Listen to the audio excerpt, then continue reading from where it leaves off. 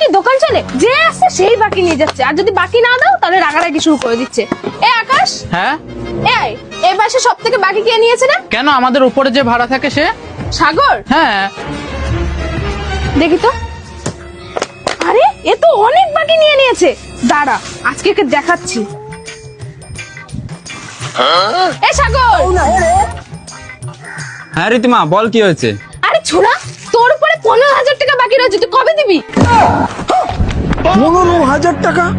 এই রীতিমা, আমি তো তোদের দোকান থেকে কিচ্ছু নেইনি, তাহলে 15,000 টাকা হলো কি করে? হ্যাঁ, আমি ধরে না মিথ্যা কথা বলছি? যেই আসে সেই তোর নামে জিনিস নিয়ে চলে যায়। আচ্ছা, তো আমি কি করে মানবো যে লোকে আমার নামে বাকি নিয়ে যাচ্ছে? তোর যখন বিশ্বাস হচ্ছে না, তাহলে এখানে এসে দেখে যা, তোর নামে সব হিসাবগুলো লেখাই আছে। আচ্ছা তুই বল তো, সকাল থেকে কি আমাকেই পেয়েছিস পাগল বানানোর জন্য? দিদি, উপরওয়ালার নামে 2 কেজি আটা দিন না। এই দেখ, তোর সামনেই তোর নামে বাকিতে জিনিস নিতে চলে এসছে। আরে পাগল মেয়ে, এ উপরওয়ালার নামে বাকি নিতে এসছে। আরে হ্যাঁ, সেটাই তো বলছি, তুই তো থাকিস আমাদের ওপরে ভাড়া, তোর নামে